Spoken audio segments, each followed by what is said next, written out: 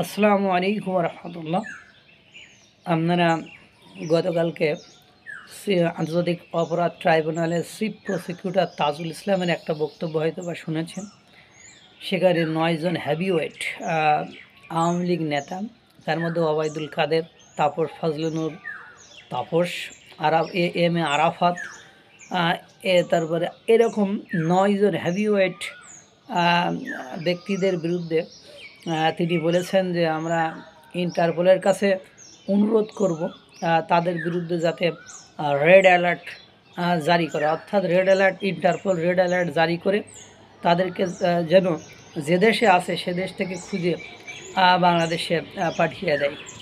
আমি স্পেসিফিকভাবে ওনার এই পরবর্তীতে কমেন্টগুলো পড়লাম, তো কমেন্টগুলো পড়ে আমারই একটু অবাক এবং অভিভূত এবং একটা হাসি পাইল যে আমরা বাংলাদেশের মানুষ আসলে কতটা বোকা এখন আছি, বোকা স্বর্গে আছি।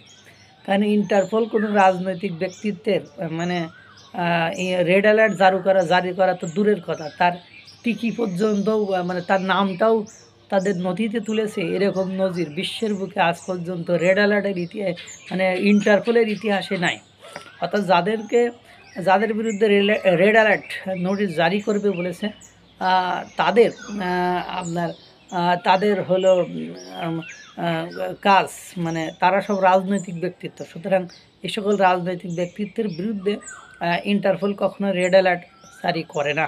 যেমন আপনারা জানেন তারেক জিয়ার বিরুদ্ধে আওয়ামী সরকার তিনবার আপনার রেড অ্যালার্ট, ইন্টারপোলের কাছে রেড অ্যালার্ট জারি করে তাকে ধরে পাঠানোর জন্য কথা অনুরোধ করেছিল। শেষবারের মতো ইন্টারপোল বলেছে ইন ফিউচারে যদি এই ধরনের মানে আবেদন করেন তাহলে আপনাদের বিরুদ্ধে অ্যাকশান নেওয়া হবে। অর্থাৎ মানে তারেক রহমানের বিরুদ্ধে তো দূরের কথা, উল্টো যারা আবেদন করবে তাদের বিরুদ্ধেই অ্যাকশান হবে। এর আগে আপনারা জানেন বেনজির আহমেদ, মানে তারপরে ডিবি হারুন, এই ধরনের 43 জনের বিরুদ্ধে রেড অ্যালার্ট জারি করার কথা বর্তমান সরকারের একটা উচ্চপদস্থ কর্মকর্তা না উপদেষ্টা বলেছিলেন। কিন্তু দুর্ভাগ্য হলো সত্য, আপনি যে ইন্টারপোলের ওয়েবসাইট ঘেঁটে দেখেন, there is not a single name of political leaders আর হাই অফিসিয়াল, কারোরই সেখানে নাম নেই, সেখানে কোনো কোনো কর্মকর্তা কর্মচারীর নামই নেই। আর শেখ হাসিনার কথা দূরে থাক, শেখ হাসিনার বিরুদ্ধে রেড অ্যালার্টও জারি হবে না।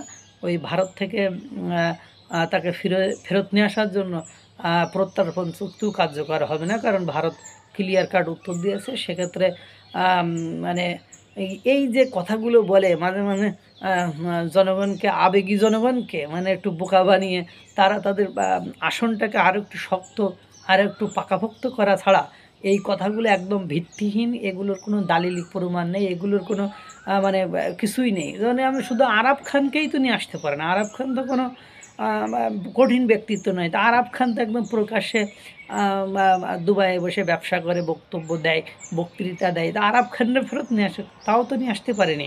সুতরাং ইন্টারপোলের মাধ্যমে বাংলাদেশের কোনো তাহলে আপনার মেজর ডালিমকে ফেরত নিয়ে আসা যেত, বশিরকে ফেরত নিয়ে আসা যেত, এরকম অনেক লোককে তো ফেরত নিয়ে আসা যেত, কিন্তু পেরেছে কি? পারি নাই। সুতরাং এই ধরনের কথাগুলো ফাঁকা বুলি ছাড়া আর কিছুই নয়।